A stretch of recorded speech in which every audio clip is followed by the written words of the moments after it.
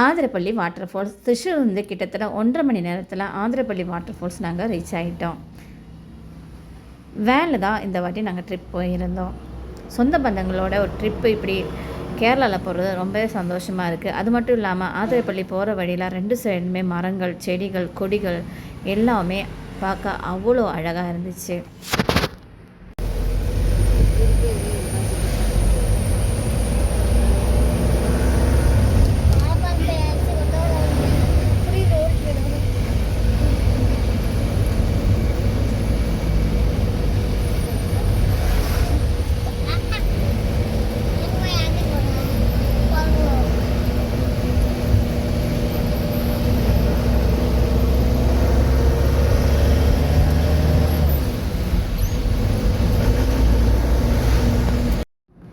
Athirappilly water ஃபால்ஸ்க்கு முன்னாடி Chalakudy river diversion ஸ்கீமுங்கிற ஒரு இடம்.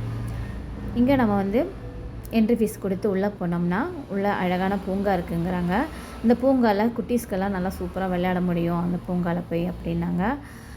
அது மட்டும் இல்லை, ஒரு தூக்குப்பாலம் இருக்குது. அந்த தூக்குப்பாலத்தில் நம்ம நடந்து போனோம்னா மடியில் டாம் இருக்கும், அதையும் பார்க்கலாம் அப்படின்னாங்க. இயற்கை ரம்மியமான இந்த காட்சி பார்க்கலாம் நாங்களும் போனோம். ஆனால் இங்கே க்ளோசிங் டைம் 5 மணி. நம்ம Athirappilly water falls closing time 5 மணி தான். நாங்கள் கொஞ்சம் லேட்டாக போனதுனால இங்கே போய் உள்ளே போய் என்ட்ரி ஆகிட்டு நம்ம எல்லாமே சுற்றி பார்த்துட்டு வந்துட்டோம்னா ஆதிரப்பள்ளி வாட்டர் ஃபால்ஸ் மிஸ் ஆகிடும். ஸோ அதனால் இது இன்னொரு டைம் பார்த்துக்கலான்னு நாங்கள் இப்போ மெயினாக ஆதிரப்பள்ளி வாட்டர் ஃபால்ஸ் பார்த்துக்கலான்னு இங்கேருந்து திரும்பி கிளம்பிட்டோம்.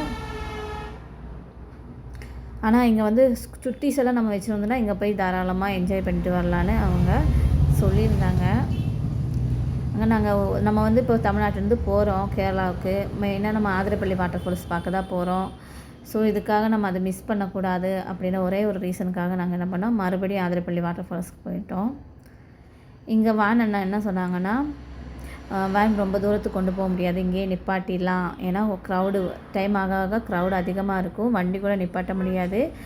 அதனால் வண்டி ஓரமாக பார்க் பண்ணிவிட்டு நாங்கள் இறங்கி நடக்க ஆரம்பிச்சிட்டோம். ஆனால் போகிற வழியில் நிறைய ஷாப் இருந்துச்சு. ஷாப்பில் நம்ம கேரளாவில் என்னென்ன ஃபேமஸாக இருக்குமோ அது எல்லாமே விற்றுட்டு இருந்தாங்க. சரி வரும்போது எல்லாமே ஷாப் பண்ணிக்கலான்னு நாங்களும் போனோம். நிறைய ஹோட்டல்ஸ் அண்ட் ரெஸ்டாரண்ட்ஸும் இருந்துச்சு. வாட்டர் ஃபால்ஸ் பார்க்குறதுக்கு முன்னாடி என்ட்ரி டிக்கெட் வாங்கணும். பெரியவங்களுக்கு 60 ரூபா, 11 வயசு கீழே உள்ள குழந்தைங்களுக்கு 15 ரூபா, இதே 11 வயசுக்கு மேலே இருக்கிற படிக்கிற குழந்தைங்களுக்கு 30 ரூபா. ஆனால் போனஃபைட் சர்டிஃபிகேட் வாங்கினா மட்டும்தான் அந்த 30 ரூபா அவங்க வாங்குவாங்க சார்ஜு. இல்லைன்னா பெரியவங்களோட 60 ருபீஸ் தான் வாங்குவாங்க. நாங்கள் ஃபஸ்ட் டைம் வந்ததுனால எங்களுக்கு தெரியலை. ஸோ நாங்கள் 11 வயசுக்கு மேலே படிக்கிற குழந்தைங்களுக்கும் 60 ரூபா டிக்கெட் தான் எடுத்திருந்தோம். ஸோ டிக்கெட் எடுத்து உள்ளே கிளம்பிட்டோம். போகும்போது நம்ம பெரிய ஒரு காட்டுக்குள்ளே போகிற மாதிரி தான் இருக்கும். அந்த என்ட்ரிலே சொல்லியிருந்தாங்க உள்ளே பிளாஸ்டிக்கு சாப்பாடு எதுவுமே அலௌடு கிடையாதுன்னாங்க. ஏன்னா அங்கங்கே சின்ன சின்ன கடைகளெல்லாம் இருக்குது, நமக்கு தேவையானதெல்லாம் வாங்கிக்கலாம். அது மட்டும் இல்லாமல் டாய்லெட் ஃபெசிலிட்டிஸும் இருக்குது, பாய்ஸ் அண்ட் கேர்ள்ஸு தனித்தனியாகவே இருக்குது. பக்கத்தில் போகிற வழியில் குரங்கு ஐஸ்கிரீம் எல்லாம் சாப்பிட்டு பார்த்துட்டே இருந்தோம். ரொம்ப வேடிக்கையாக இருந்தது. அது மட்டும் இல்லாமல் குரங்கு பாட்டிலில் ஜூஸு குடிக்கிறதும் பார்த்தோம். சின்ன குழந்தைங்களோட போகும்போது அவங்க பேசுகிறது பிடிக்கிறதெல்லாம் பார்க்கும்போது ரொம்ப ஜாலியாக தான் இருந்துச்சு. கொஞ்சம் தூரம் நடந்தோம். 1லேருந்து 1.5 கிலோமீட்டர் நாங்கள் நடந்து உள்ளே போனோம். கொஞ்சம் தூரம் நடந்து போயிட்டே இருக்கும்போது 2 பக்கமும் 2 பாதை பிரியுது. ஒரு பாதை வாட்டர் ஃபால்ஸ் போய் பார்க்கலாம், இன்னொன்று வாட்டர் ஃபால்ஸ் ஸ்டார்ட் ஆகும் இல்லையா அந்த இடத்துக்கு போகலான்னு சொன்னாங்க. ஆனால் நாங்கள் இருட்டுறதுக்கு முன்னாடி அந்த வாட்டர் ஃபால்ஸ் தண்ணி மேலேருந்து கொட்டுறது பார்க்கணுன்னு ஆசைப்பட்டோம். ஆனால் பகலில் நம்ம கொஞ்சம் வெளிச்சமாக இருக்கும்போது தான் அதோட அழகு ஃபுல்லாகவே நமக்கு பார்க்க முடியும். அதனால் நாங்கள் கீழே உள்ள வழியில் ஃபஸ்ட்டு போக ஆரம்பிச்சிட்டோம். அது கொஞ்சம் தூரம் நடக்கணும். அது கிட்டத்தட்ட 1 கிலோமீட்டர் நம்ம கீழே நடந்தால் மட்டும்தான் அழகான அந்த வாட்டர் ஃபால்ஸை பார்க்க முடியும்.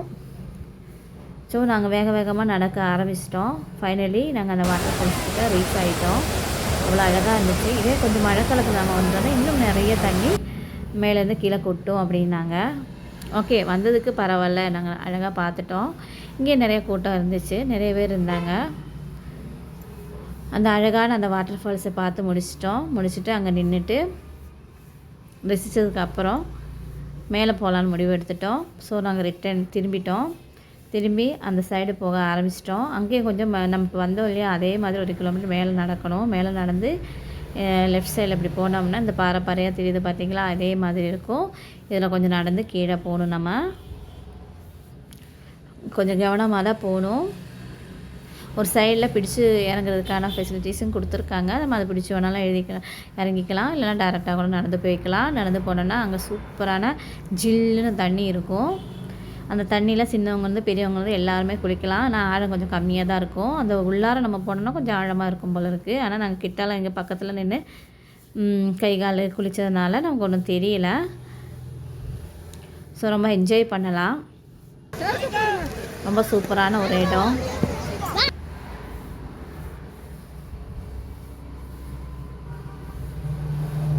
அவ்வளோ அழகாக இருக்குது. அங்கேயே நிறைய பேர் இருந்தாங்க, இங்கேயே நிறைய பேர் இருக்காங்க, இன்னும் வந்துகிட்டே இருக்காங்க. க்ளோசிங் டைம் வேறு நெருங்கிட்டே இருக்குது. கொஞ்சம் கொஞ்சம் இருட்டாகவும் ஆரம்பிச்சிருச்சு.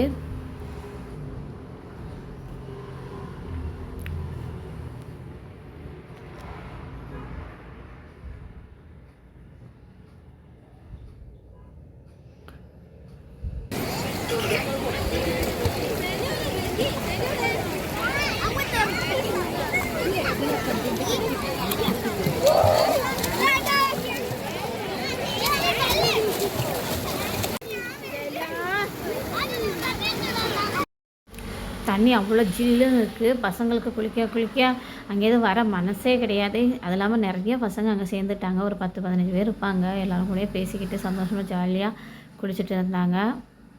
நேரம் போனதே தெரியல. கிட்டத்தட்ட நாங்கள் இந்த வந்து ஒரு 3/4 மணி நேரம் ஆயிடுச்சு. இன்னொரு 10 நிமிஷம் மட்டும் எக்ஸ்ட்ரா குளிச்சுட்டு நாங்கள் கிளம்பிட்டோம். ரொம்ப மறக்க முடியாத ஒரு அனுபவம் தான் இந்த அதிரப்பள்ளி வாட்டர் ஃபால்ஸ் பார்த்து மட்டும் இல்லாமல் இங்கே வந்து ஜாலியாக கொஞ்ச நேரம் உட்காந்துட்டு பசங்கள்லாம் குளிக்க வச்சுட்டு நாங்களும் கொஞ்சம் கொஞ்சம் கதையெல்லாம் பேசிக்கிட்டு எங்களோட அனுபவத்தெல்லாம் பகிர்ந்துக்கிட்டு டைம்ஸ் போனதே தெரியல. ஸோ இனி அடுத்தது வந்து வீட்டுக்கு கிளம்ப வேண்டியதுதான். ஓகே, எல்லோரும் குளித்து முடித்து ட்ரெஸ் எல்லாம் சேஞ்ச் பண்ணியாச்சு. சேஞ்ச் பண்ணிவிட்டு இப்போ மறுபடியும் நடக்க வேண்டியதுதான். மறுபடியும் நம்ம கிட்டத்தட்ட ஒரு 2 கிலோமீட்டர் நடந்தால் மட்டும்தான் வெளில வர முடியும். அங்கே போய் கொஞ்சம் கேரளா ஸ்பைசஸ் எல்லாம் நாங்கள் பர்ச்சேஸ் பண்ணிட்டு ஒரு ரெஸ்டாரண்ட்டில் போய் சாப்பிட்டுட்டு மறுபடியும் வீட்டுக்கு கிளம்பியாச்சு.